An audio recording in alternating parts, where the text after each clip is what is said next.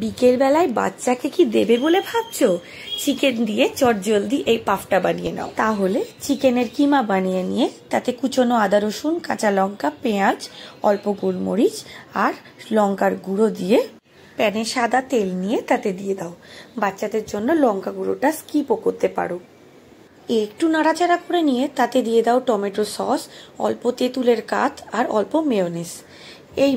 এইবার ড্রাই ইস্টকে উষ্ণ গরম দুধে 10 মিনিট অ্যাক্টিভেট করে নিয়েছি।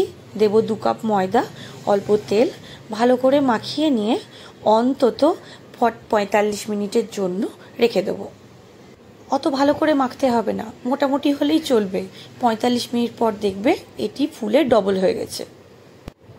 ফুলে যাওয়া ডোটির থেকে হাওয়াটি বার করে দিয়ে আবারও বেশ ভালো করে হাতের এক্সারসাইজ করে নিতে হবে। ভালো করে নেড়ে চেড়ে এবার 4টে সমপরিমাণ লেচি বানিয়ে তাকে হাত দিয়ে ঠেলে ঠেলে গোল চাকতির আকার দিতে হবে। আর বানিয়ে রাখা ঠান্ডা করা পুরটি এর ওপর প্রত্যেকটার ওপর সমপরিমাণ দিয়ে ভালো করে ডাম্পলিংয়ের মতো অথবা পাফের মতো বানিয়ে নিতে পারো। তোমরা চাইলে তোমাদের পছন্দ মতো শেপ দিতে পারো।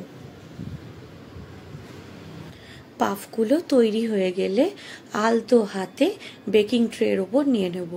বেকিং ট্রের ওপর রেখে আমি অল্প পরিমাণ আটাও ছিটিয়ে দেব আশেপাশে, যাতে ওটা স্টিক না করে যায়। আর অন্তত আধ ঘন্টা আমি এই পাফগুলোকে একটু অ্যাক্টিভেট হতে রেখে দেব। পাফগুলো কিন্তু সাইজে বেশ খানিকটা বড় হয়ে যাবে। এর পরের ধাপে আসি। বেকিং করার সময় তোমরা যদি চাও প্যানে বেক করবে সেটাও করতে পারো।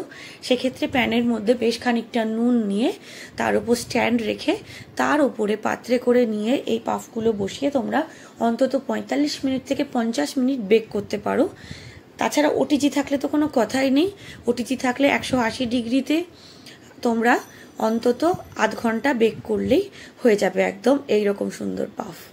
তবে ওপরে আমি ডিম গোলা দিয়ে নিয়েছি। ডিম গোলা দেওয়াটা তোমরা স্কিপও করতে পারো চাইলে, তবে ডিম গোলা দিলে রংটা বেশ ভালো আসে।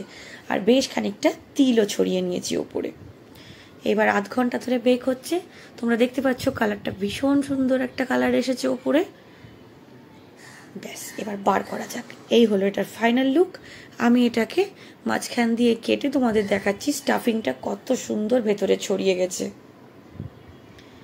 গরম হাত দিতে পারছি না, সেই জন্যই চামচ দিয়ে করছি।